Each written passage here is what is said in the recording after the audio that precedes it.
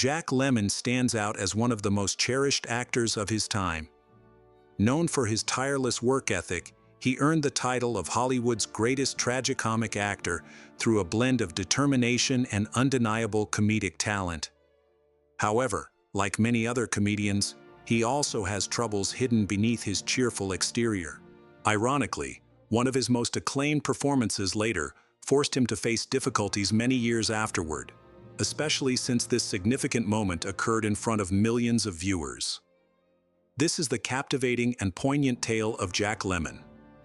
Born on February 8, 1925, Jack Lemmon made his entrance into the world in the elevator of Newton Wellesley Hospital in Massachusetts. He was the sole child of Mildred Burgess and John Euler Lemmon. The Lemmon family valued tradition, which is evident in Jack's full name, John Euler Lemmon III, honoring both his father and grandfather. The circumstances of his birth starkly contrasted with his mother Millie's usual refined standards. She was in the midst of a bridge game and refused to let contractions disrupt her fun. Millie only made it as far as the hospital elevator before labor struck. Born prematurely, Jack faced jaundice, leading a nurse to humorously remark on his yellowish hue, dubbing him the Little Yellow Jack.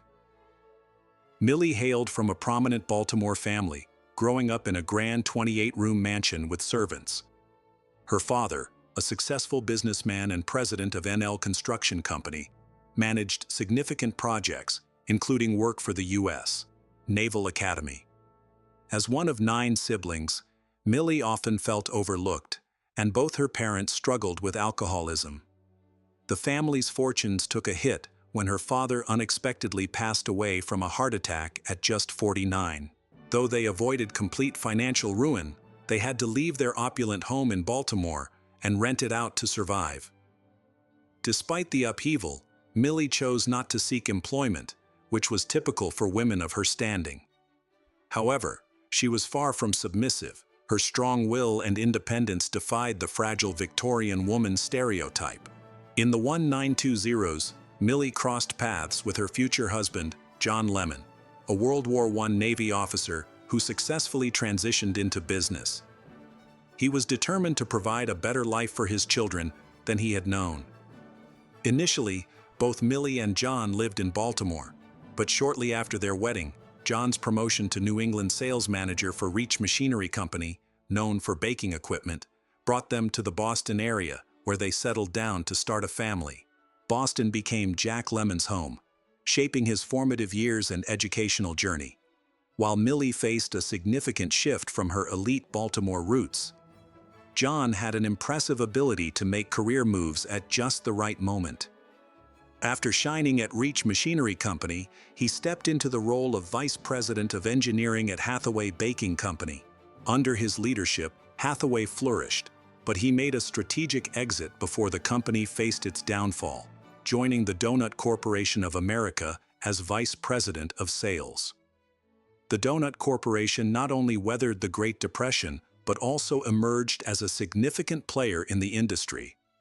John dedicated his career to the company until retirement, and Jack often took pride in saying that his father played a pivotal role in bringing donuts to Britain. By the time Jack entered the world in February 1925, the Lemmons had settled comfortably in Boston.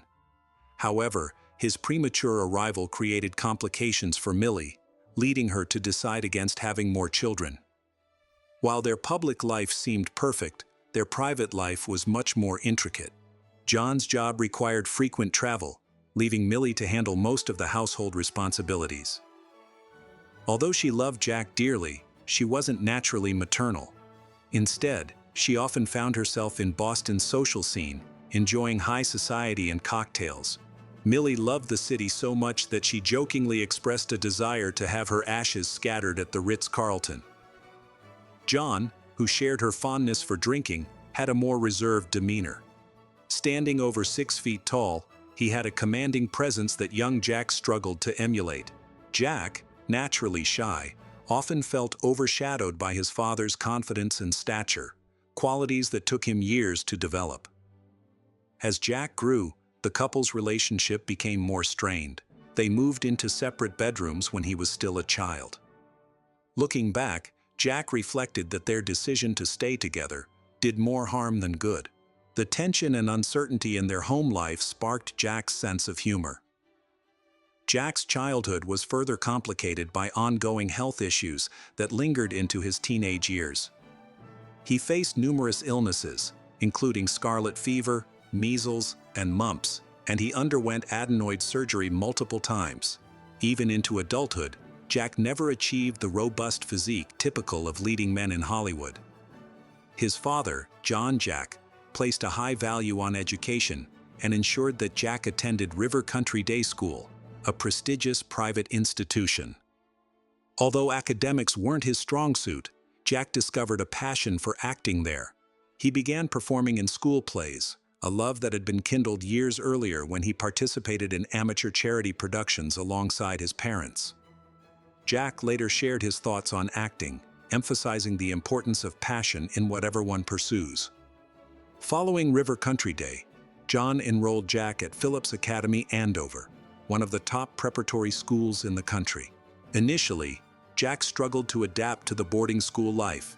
His shyness made it hard to make friends, and he missed home. However, as time passed, he grew to appreciate Andover and found his place. Music also became a significant part of his life during this period, as he taught himself to play the piano. Summers spent at Lake Wolfboro, New Hampshire, where his father had bought a vacation home, were particularly formative for Jack, as he developed a lifelong passion for fishing there. After Jack graduated from Andover, his parents decided to separate, but they never officially divorced due to John's Catholic beliefs. This split was amicable and had been expected for a long time, as their marriage had become more of a formality than a reality. Millie remained in the family home, while John took up residence at the Sheraton Hotel in Boston. By the time Jack entered Harvard, he had transformed from the frail boy he once was at Phillips Andover. Although he wasn't particularly tall, he had gained enough strength to shed his previous image of physical weakness. His admission to Harvard came with the stipulation that he join the ROC program, which prepared students for service as Navy officers during World War II. This requirement forced Jack into challenging math and science courses, which clashed with his artistic inclinations. While he excelled in psychology and law, the technical subjects proved to be a struggle. At that time, Harvard didn't prioritize the arts, and if theater had been a major, Jack might have flourished. Instead, he pursued his passion for acting through extracurricular activities, performing with the Hasty Pudding Club and other drama groups on campus. Although the ROC training at Harvard was prestigious, Jack found his Navy experience less exciting than he had hoped. He managed to transfer to Boston, where he worked as a decoding officer, overseeing the motor pool with minimal responsibilities. Within 7 months, he earned enough points for an honorable discharge, returning to Harvard without much fanfare regarding his military service. He still needed to finish a semester to graduate, but his Navy experience was far less demanding than he had anticipated. That summer, before returning to his studies, Jack joined the North Shore Players, a summer stock theater group in Beverly, Massachusetts. This opportunity allowed him to perform alongside emerging talents, including Roddy McDowall. Jack's father, John, had always envisioned him pursuing a business career, but it became clear that this path wasn't meant for Jack. So John lent him $300 to move to New York City and follow his dream of acting. Life in the city was tough at first, steady work was elusive, and Jack struggled to make ends meet. Gradually, he began to carve out a niche for himself, securing roles in theater, radio, and television. His first film opportunity came in 1949 with The Lady Takes a Sailor, directed by Michael Curtis for Warner Brothers. But it was underwhelming. Jack didn't even receive a credit, and the film faded into obscurity. At that point, he didn't see himself as a film actor. His focus shifted to the burgeoning world of television. As the 1950s rolled in, television began to challenge the Hollywood studios, creating new opportunities for performers like Jack. He found himself working on popular shows such as Studio One and Robert Montgomery Presents. During this time in New York, Jack met Cynthia Stone, an actress primarily known for her television work. They collaborated on several projects, including the series That Wonderful Guy in 1949 and Heaven for Betsy in 1952, and soon fell in love. They married in May 1950 in Cynthia's hometown of Peoria, Illinois, a wedding day that came with its own drama. When she didn't show up, everyone became concerned. Their worries were justified. Her penchant for drinking had led her to forget to turn off the gas stove after attempting to cook a late-night meal. She slept through the night with the stove still on. Fortunately, neighbors detected the gas smell the next morning and alerted emergency services. Millie was hospitalized but survived. 4 years later, Jack and Cynthia welcomed their son Chris, but their marriage didn't endure. Having witnessed the strain in his own parents' relationship, Jack opted for divorce rather than prolonging an unhappy marriage. Their split was finalized in 1956, and it would be years before Jack would remarry. While Jack Lemmon's most celebrated roles came later in his career, his early films are worth noting. His first major role was in It Should Happen to You, released in 1954. Though it had a modest budget, the film became a sleeper hit, significantly boosting Jack's popularity. Directed by the renowned George Cukor, known for his sophisticated comedies like Holiday and The Philadelphia Story, the film didn't receive much award recognition but garnered strong reviews, highlighting the fresh talent of Jack Lemmon. For him, It Should Happen to You marked a pivotal moment, setting his career on a promising upward trajectory. This opportunity came at a crucial time, especially after a disastrous Broadway stint in room service, which closed after just 2 weeks. Fortunately, during that brief run, a talent scout recognized Jack's potential and alerted Columbia Pictures' Harry Cohn. Following the success of It Should Happen to You, Jack signed a 7-year contract with Columbia, putting his theater and television career on pause as the studio aimed to transform him into a movie star. This contract was one of the most generous Cohn ever offered, allowing Jack the rare opportunity to work with other studios as a newcomer. His first film under this contract was Puffed. Released in November 1954, Jack wasn't thrilled with the title, often blaming it for the film's poor box office results. In this movie, he reunited with his co-star from It Should Happen to You, Judy Holliday, playing a married couple trying to reignite their relationship after briefly exploring other romances.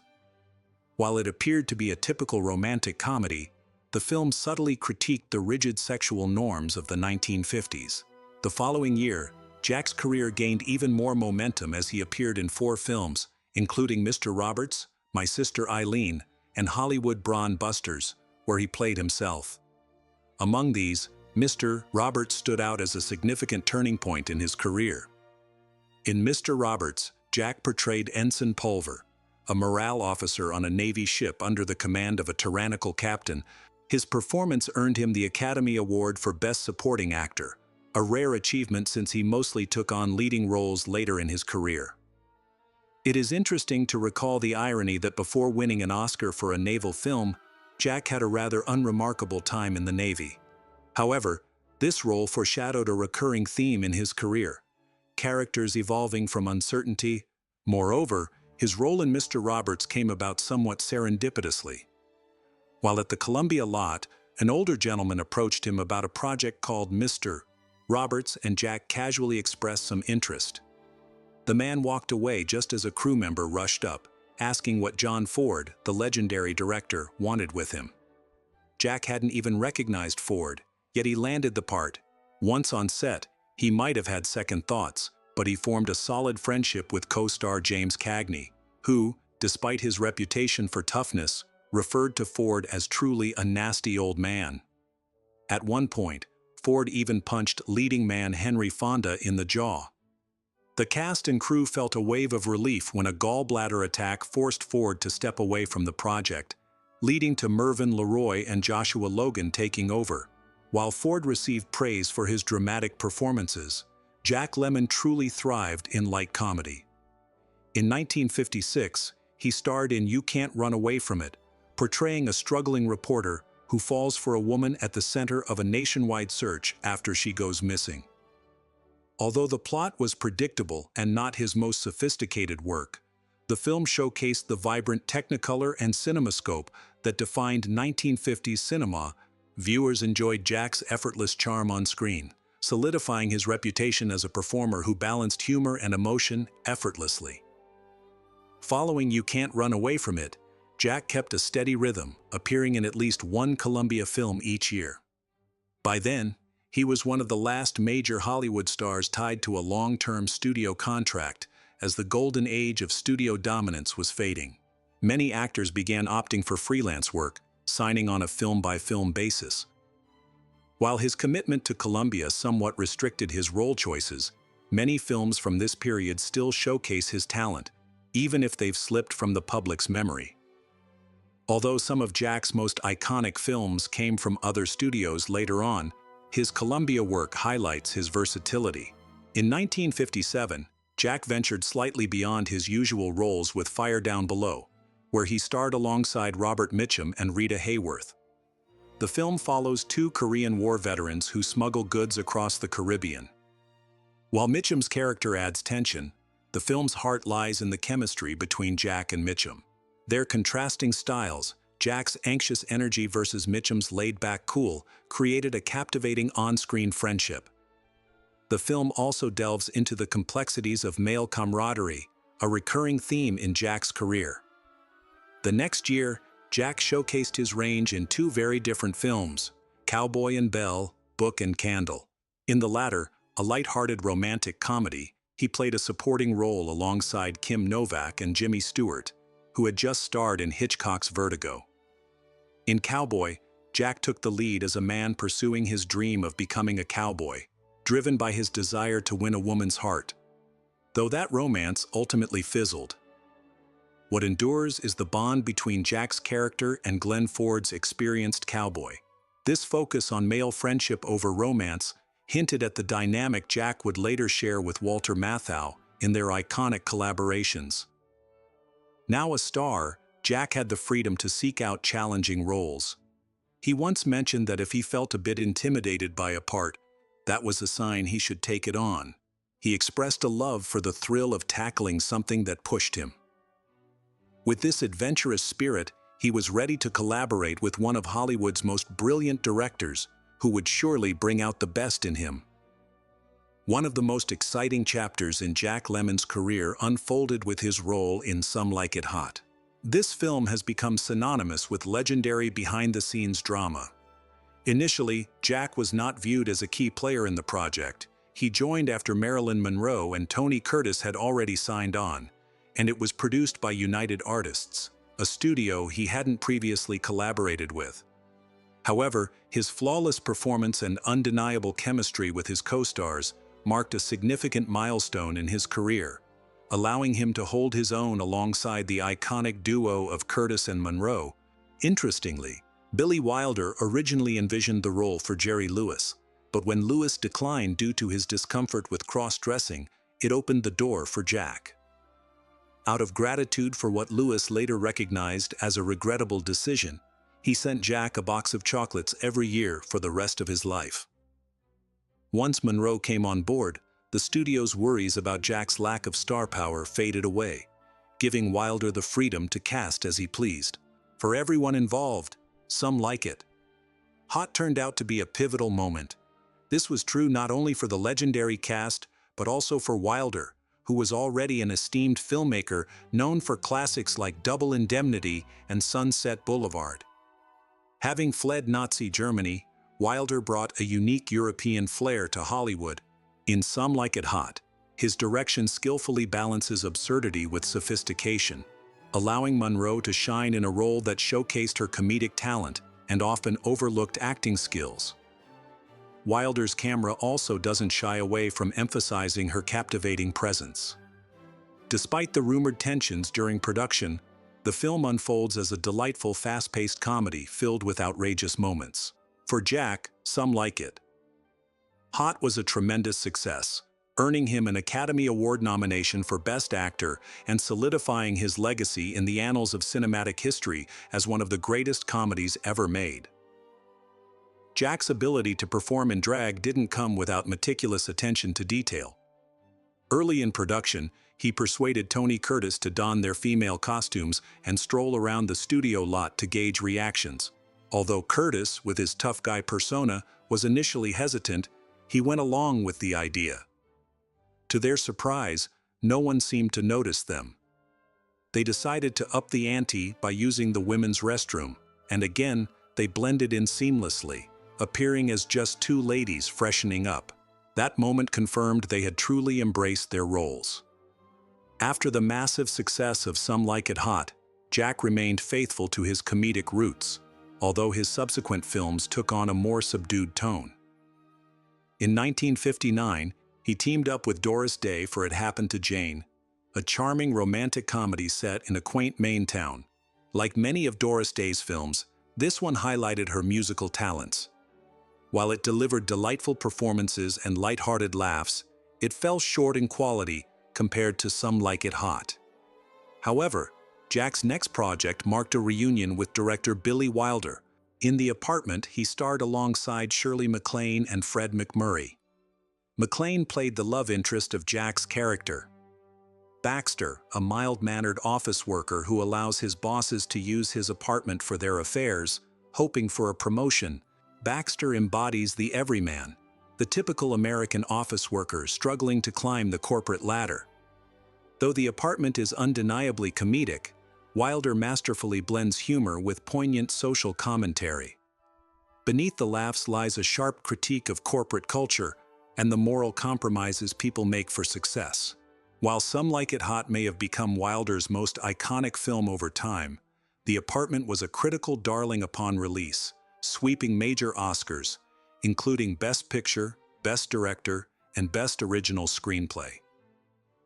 Both MacLaine and Jack thrived from the film and forged a lasting friendship. By the early 1960s, Jack Lemmon had firmly established himself as a romantic comedy legend, but his role in 1962's Days of Wine and Roses showcased his talent for tackling darker, more dramatic themes. Directed by Blake Edwards, known for comedies like The Pink Panther, this film was a significant shift from his usual fare. Jack and co-star Lee Remick portrayed an alcoholic couple battling their addiction. While Jack's character ultimately finds sobriety, the film's ambiguous ending leaves Remick's fate hanging in the balance. The film resonated deeply with audiences, partly because Jack had built his reputation as the relatable everyman, and now they witnessed his descent into darkness. Unlike Frank Sinatra's portrayal of addiction in The Man with the Golden Arm, which felt more distant, Jack's relatability made his struggle feel raw and authentic. To prepare for the role, Jack spent evenings at Lincoln Heights dry-out rooms, where he was profoundly affected by the harrowing experiences of those undergoing alcohol withdrawal. Later, during the intense straitjacket scene, he channeled the emotional turmoil he had witnessed to the point where he continued to writhe and shout, even after the director called cut. Crew members had to intervene to help him calm down and break character. The result was one of the decade's most unsettling yet powerful films, earning him widespread acclaim and another Academy Award nomination. Many consider this performance to be the pinnacle of his dramatic career. It's no surprise that behind the scenes, Jack Lemmon's drinking was quietly spiraling out of control. That same year, Days of Wine and Roses hit theaters. Jack tied the knot with actress Felicia Farr, who had a daughter, Denise, from a previous marriage. Their love story blossomed during the filming of Irma la Douce. After they wed, Farr continued her acting career, and in 1966, she welcomed their only child together, a daughter named Courtney. The couple remained devoted to each other until Jack's passing. Now, about Irma la Douce, this project brought Jack back together with director Billy Wilder and actress Shirley MacLaine. Based on a popular French play from 1956, the film explored themes of love, morality, and societal hypocrisy. MacLaine took on the role of Irma, a charming Parisian prostitute, while Jack played a strict policeman determined to shut down her neighborhood's sex trade. Unsurprisingly, he falls for Irma, leading to a narrative filled with sharp dialogue and some risque humor. At nearly 2.5 hours, Irma la Douce was quite lengthy for a romantic comedy, yet it was a hit, grossing far more than its hefty budget. While it might not have been as groundbreaking as Some Like It Hot or The Apartment, it showcased Jack's exceptional ability to resonate with audiences. In the mid-1960s, Jack leaned heavily into romantic comedies. In Under the Yum Yum Tree, he portrayed a more sexually confident character than fans were used to, earning a Golden Globe nomination. This was followed by Good Neighbor Sam in 1964 and How to Murder Your Wife the next year, both of which garnered him BAFTA nominations for Best Actor. After witnessing shocking scenes while preparing for Days of Wine and Roses, he faced another devastating moment related to alcohol. For years, Jack dedicated himself to supporting his ailing mother, who continued drinking as passionately as she had in her heyday in the 1920s. By 1967, she was in poor health, and Jack's father had passed away in 1962. He always made it a point to visit her, planning special outings. So he was taken aback when he rang her apartment bell and received no answer. Concerned, he forced the door open, only to be heartbroken by the sight of his mother sitting in her favorite chair, dressed to go out with him, but tragically lifeless. She had succumbed to heart failure while waiting for him. Devastated, Jack poured himself into his work, seeking solace in his career. Today, Jack Lemmon is often celebrated for his iconic partnership with Walter Matthau, but by the time they first collaborated, Jack was already a Hollywood heavyweight. Matthau, while respected in the industry, had yet to reach leading man status or significant public acclaim. That was about to change, thanks to the remarkable chemistry he shared with Jack. Although they belonged to the same generation, Matthau was 5 years older, and his rugged, weathered look, thanks to years of chain smoking, added to his persona. Before teaming up with Jack, Matthau often portrayed shady characters, with his role in Elia Kazan's A Face in the Crowd being one of his standout performances. His real breakthrough came in 1965 with the stage production of The Odd Couple, which later became one of their most celebrated films. Jack's collaboration with Matthau didn't just launch Jack into stardom, he was already a well-known figure. What it did accomplish, however, was the creation of several iconic comedies that shifted away from romance, focusing instead on sharp humor and engaging character dynamics. Their first project together, The Fortune Cookie, was helmed by the legendary Billy Wilder. In this film, Jack portrays Harry Hinkle, a cameraman who gets injured during a football game when a player crashes into him. Matthau plays Willie Gingrich, Harry's cunning brother-in-law and a lawyer whose ethics are questionable at best. Willie persuades Harry to blow his injuries out of proportion, feigning paralysis in his hand and leg to claim a hefty settlement. While Harry initially goes along with the charade, partly in hopes of rekindling his romance with his ex-wife, he ultimately makes the decision to come clean. This storyline established the classic Jack-Matthau chemistry.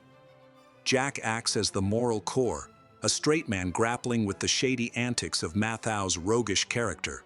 The juxtaposition between the two was striking. Jack's shorter, traditionally handsome frame contrasted sharply with Matthau's taller, stockier build and slightly bumbling demeanor. This difference became even starker as they grew older, with Matthau's persona becoming more larger than life. Although Jack's characters often found themselves entangled in Matthau's schemes, he consistently resisted them, maintaining his moral integrity without pushing Matthau's character away. Their on-screen dynamic was electric, their talents amplifying one another. Jack instinctively knew Matthau was the right choice for Willie Gingrich, even when studio executives suggested stars like Frank Sinatra or Jack Gleason. His hunch turned out to be spot on, with Matthau's performance garnering him the Academy Award for Best Supporting Actor.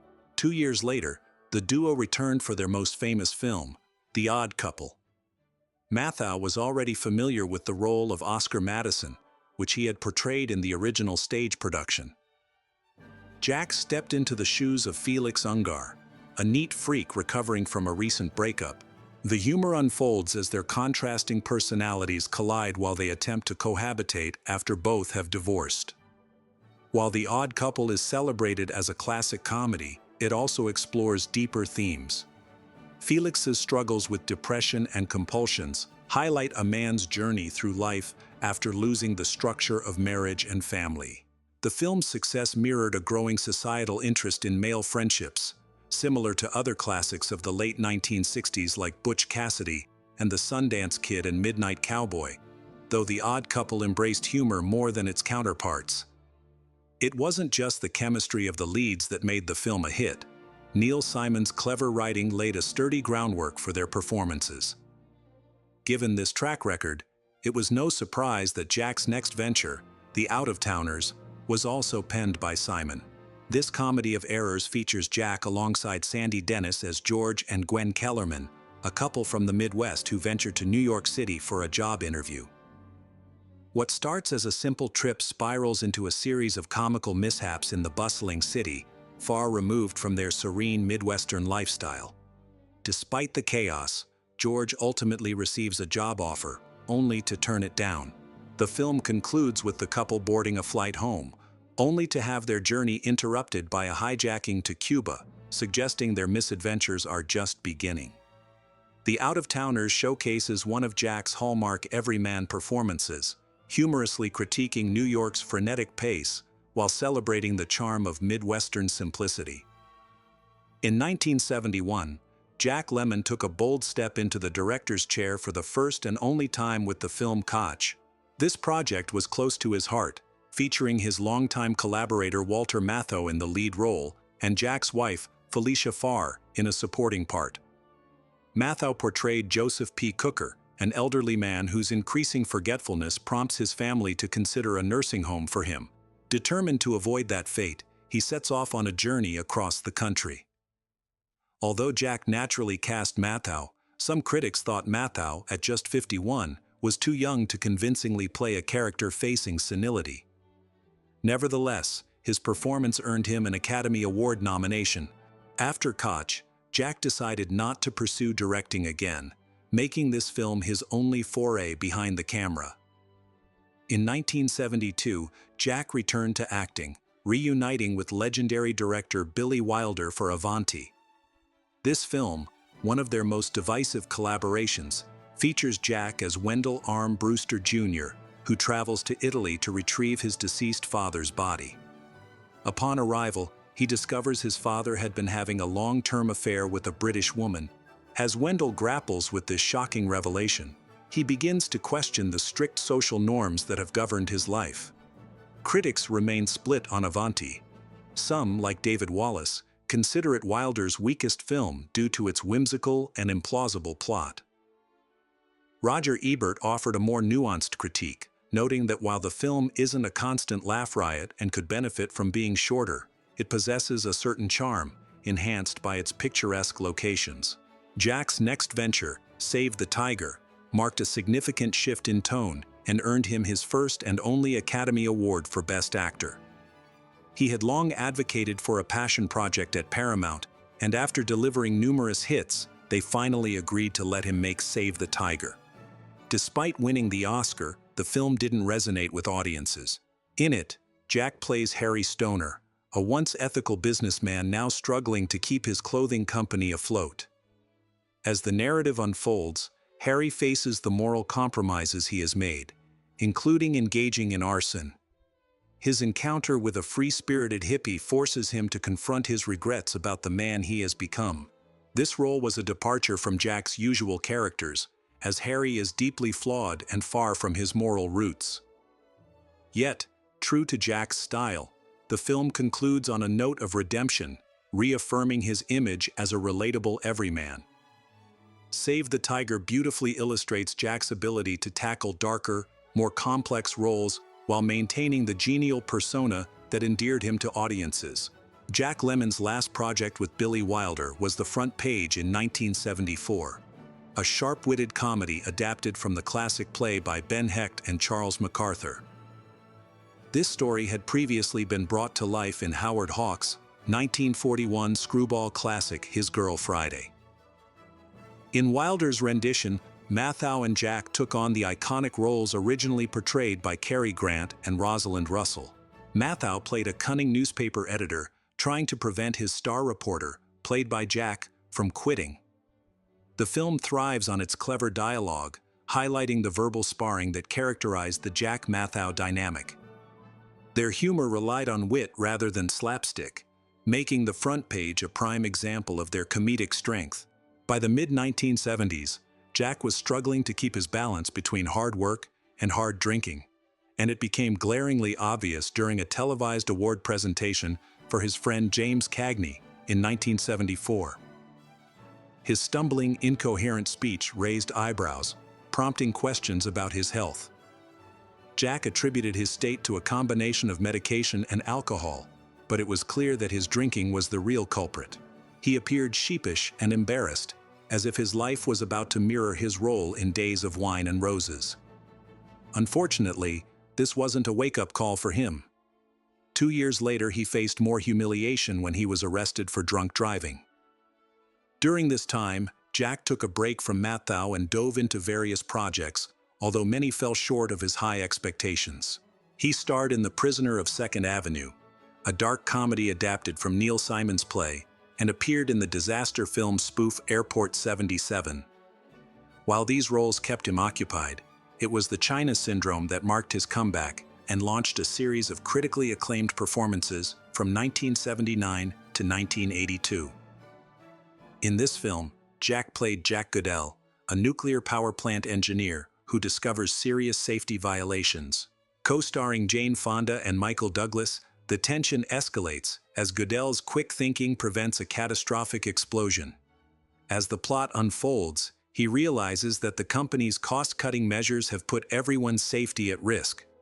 The film's critique of nuclear energy resonated deeply with audiences in the 1970s, a time when fears of nuclear disaster loomed large. Following this success, Jack earned 2 more Oscar nominations for his roles in Tribute and Missing. In Tribute, he portrayed Scotty Templeton, a terminally ill father trying to mend his strained relationship with his son.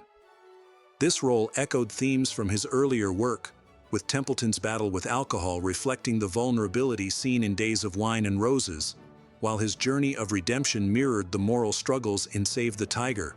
In Missing, Jack took on the role of Ed Horman, a conservative father searching for his son Charlie, who vanished during a military coup in Chile. Initially, Ed trusts the American government and its ideals, but his journey reveals unsettling truths. He discovers that his politically active son has been killed, and that the U.S. government played a role in the events leading to Charlie's death. Directed by Costa Gavras, known for his politically charged films, Missing was based on a true story and transcended entertainment to deliver a powerful political message. Released during the Reagan administration, it sparked significant controversy for its critique of American foreign policy. Some critics, like Pauline Kael, accused it of being anti-American, suggesting that Costa Gavras's agenda overshadowed the narrative. Nevertheless, Jack's portrayal of Ed Horman was widely praised. Scholar Charles Derry described him as a decent, perhaps slightly right-wing, American, a devout Christian scientist who initially believes in his government. Even in such a politically charged film, Jack captured the relatable innocence of an ordinary American caught in extraordinary circumstances. As Jack Lemmon entered his 60s, his presence on screen began to change. He didn't step back because opportunities dried up. Instead, he made a conscious choice to take it easy.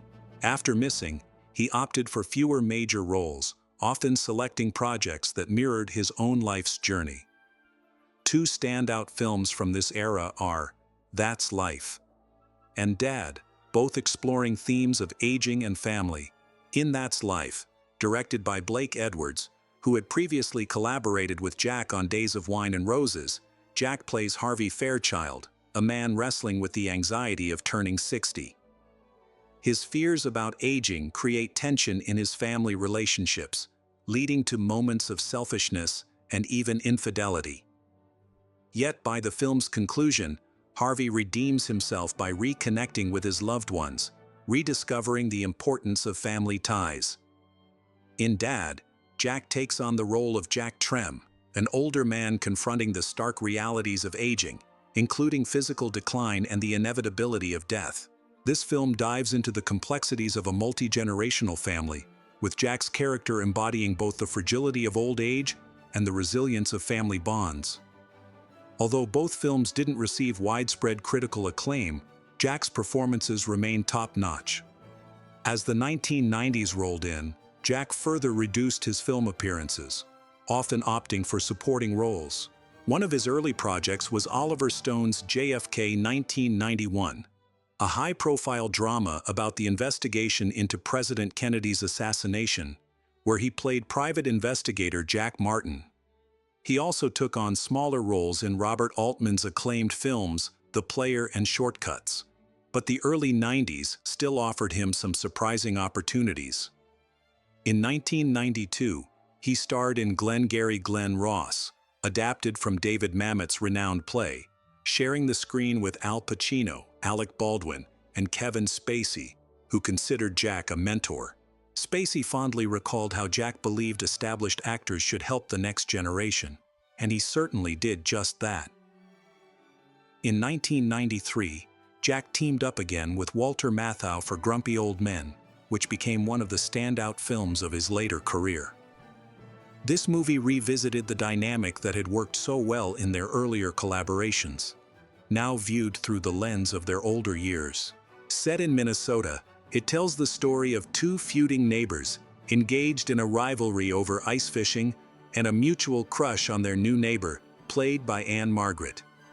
Grumpy Old Men delivered everything fans expected: sharp dialogue, playful pranks, and a touching portrayal of friendship hidden beneath their bickering.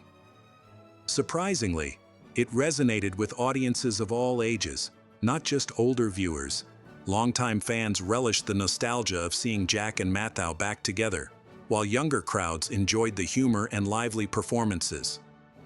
The film's success quickly led to a sequel, Grumpier Old Men, in 1995, which retained the original cast and introduced Sophia Loren as Matthau's love interest, while shifting focus from the rivalry to the characters' relationships.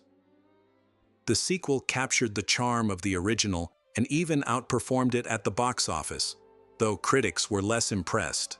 Audiences, however, loved the humor and the chance to see Jack and Matthau together once more. Their partnership continued with The Odd Couple 2 in 1998, which, while enjoyable, couldn't quite match the brilliance of the original film. In his later years, Jack Lemmon took on the role of Mark Antony in the 1996 adaptation of Hamlet and lent his voice to narrate The Legend of Bagger Vance in 2000, marking his final film appearance. He also delivered a remarkable performance in the television adaptation of 12 Angry Men. Although he received a nomination for Best Actor at the Golden Globes, the award surprisingly went to Ving Rhames for his role in Da King. In a gracious gesture, Rhames invited Jack on stage and handed him the award, prompting a heartfelt standing ovation from the audience. Jack never officially retired, but his career gradually slowed as his health deteriorated. In 1998, he bravely opened up about his long-standing battle with alcoholism, a struggle he had kept largely private. The following year, he received a diagnosis of colon and bladder cancer, which he chose not to disclose publicly. Jack passed away on June 27, 2001, at the age of 76. In a touching tribute to their enduring friendship, he was laid to rest near Walter Matthau, who had died the previous year. Reflecting on Matthau's death, Jack expressed profound loss, describing him as a brother and an extraordinary friend, and lamented the loss of one of the greatest actors. He beautifully encapsulated their lifelong bond by saying that while death may end a life, it does not end a relationship. Although many of Jack's films are light-hearted comedies, it would be a mistake to define his career solely by that genre. His incredible range earned him 2 Academy Awards, one for Best Supporting Actor and another for Best Actor. Even in his more comedic roles, especially those directed by Billy Wilder, Jack infused his performances with depth and social commentary. His passion for acting shone through from his childhood dreams to his final performances, showcasing a remarkable dedication to his craft. Whether portraying the relatable everyman or delving into darker, more intricate characters, Jack's talent was undeniable. Throughout his life, he seemed to mask feelings of inadequacy with humor, hard work. Undeniably, his fervor for acting solidified his legacy as one of the all-time greats. Thanks for tuning in. Don't forget to like, share, and subscribe. Until next week,